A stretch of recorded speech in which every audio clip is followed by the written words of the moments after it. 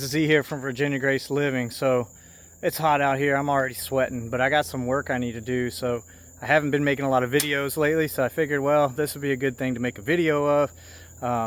We're getting a boar in a couple of days, and I need a place to put him. So I could run electric wire like I do with my other pigs, but with the boar and everything, I got kids, and I want to make sure that he's fully enclosed. And for whatever reason, if he was to ever get aggressive, I don't think that he will, but that he's really well kept in. Also, I don't want one of my sows getting out and getting accidentally pregnant or anything like that. We want to be in control of all that. So I have behind me, I have some hog panels. I got a 4-foot gate. I'm going to put this up, so I'm going to kind of go through some of what I plan on doing with it here. Have some T-posts. I do plan on running an electric wire around the perimeter of the bottom. But let's see how far we can get here today, and I'll just carry you guys along with me. I'm going to be doing the boar kind of back here in the woods. The pigs I've had back here before have already kind of cleared out a good bit, and there's some wallows back in that corner. They probably missed their little wallows, but I'm sure they'll make some more. So my sow is up here. This one right here, this red pig is Ashley. We're going to keep her and breed her. And that one's going to be put in the freezer eventually. We got a couple more in the barn that we're going to be keeping and raising too.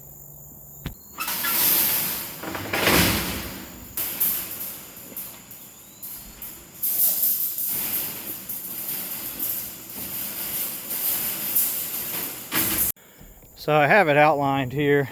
Have two 16-foot panels going that way, and then one across the front. So it'll be 16 foot wide by 32 foot long for now. And we'll give them that much space for now. If we feel like it needs more, we'll extend it, but this will be a good setup for them when we first get. So I'm going to go ahead and start putting some T-posts in the ground. Big thing is, I'll show you when I'm putting the T-posts in, you want to make sure they're going the right way. So the T-posts are going to go in, and then the paneling is going to lay against it. So if the boar pushes, he'll be pushing on the T-post, not it on the opposite side, and then it can come disconnected. So I'm going to start putting it in. I'm going to put them in the back first, back here, right back here in the back. I'll start putting in. I got 3 per panel, 3 T-posts, so one on each end and one in the middle. All right, got that one in. And we're going to go ahead and lean this up. Starting to rain on us. So again, I have it on the inside right there, so if he pushes on this, he's going to be pushing against the T-post. So I'm going to go ahead and put some more in here and try and get it as straight as I can, and then I'll clip it onto the T-post. Alright, so I've got one clip here holding it kind of in the middle, so I'm using these T-post clips. They're not the easiest thing to work with in the world, but they're metal and they're a little bit stronger than a zip tie. I've used zip ties in the past on fence and it works, but for a hog, I want to make sure I have something that's kind of strong. So I'm going to go ahead and get these put on the rest of the paneling. I'll show you how I'm doing it on this one. So this angle right here goes around the back of the T-post, and this kind of clips on. So kind of show you, kind of angle it right there,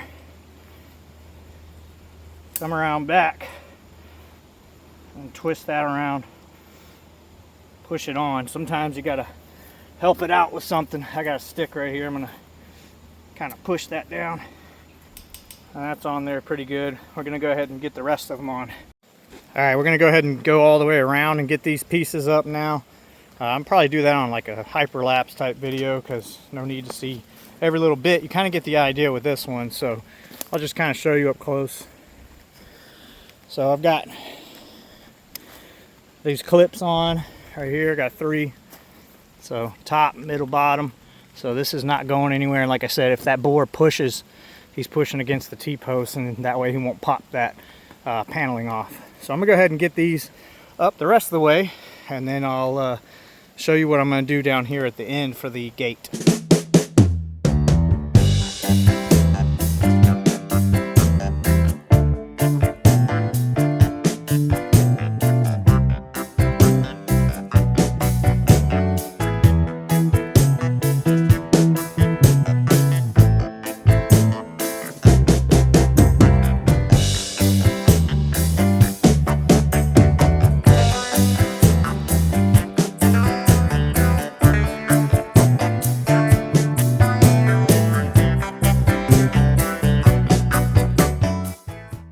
So for now I have most of it done. I still need to do the gate right here and put this up, but I'm gonna have to put that up and cut it, and I'm gonna have to dig a hole and set a post to hang the gate on. So I'm not doing that tonight. I've done enough tonight. I'm drenched in sweat, so that's gonna be it for right now, but hold tight. Once I'm back, we'll be putting that gate up, and the next thing you know, we'll be putting a bore in here. All right, so I didn't get this post, setting the post on camera, but pretty simple. Just dug it down about 2.5 feet or so, and used some of this quick set concrete.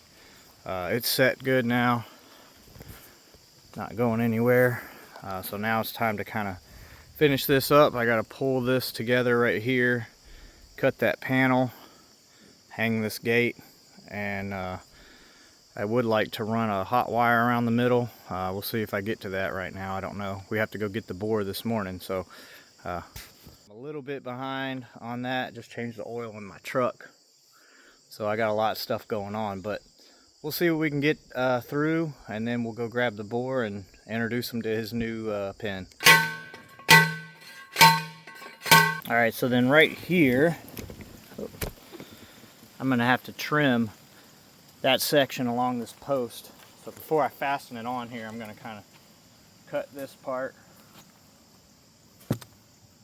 I got some bolt cutters. Go down through here and cut all of them. I'm gonna fasten it to this post. I was gonna use some U-nails or some fence nails, but I can't find those, so I'm gonna have to screw it in with some pipe hanging material. I'll show y'all what I'm talking about here in a second.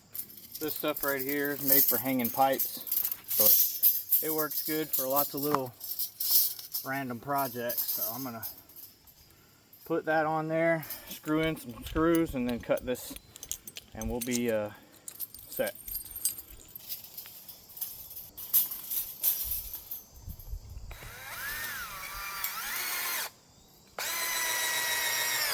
I had another washer, but I guess not.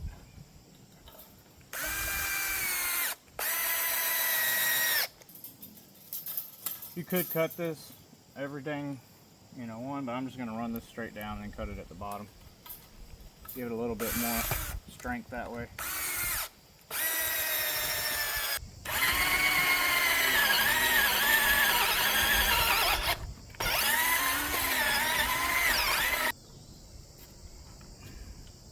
Try and get that started.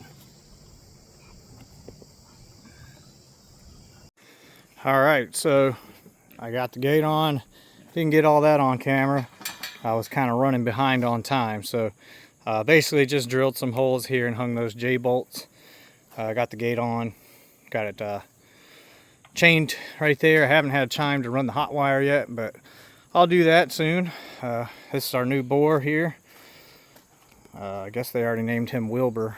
I'm gonna call him Willie the Boar. But he's happy in his new little spot.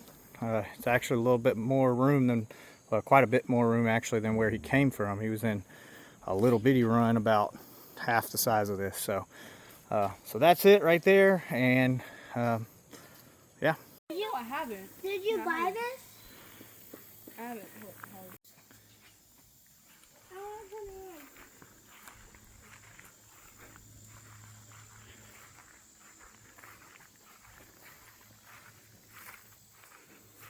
All right, so slight update. If you're building one like this, you definitely want to go ahead and run that hot wire.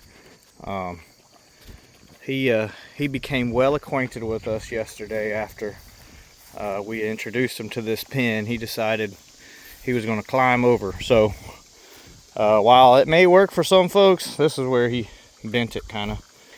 He kind of got up on this gate and came over. So I went ahead last night after we got him back in here and put 2 hot wires around the whole thing. So he don't like that hot wire, but it's kept him in here.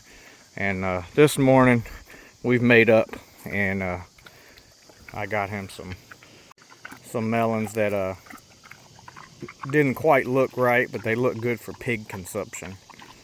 So he's enjoying some of that right now. Well, anyways, guys, that's all I have for you on this video. So I hope you enjoyed the video. Make sure that if you do build a boar pen like this, you go ahead and run some hot wire around it.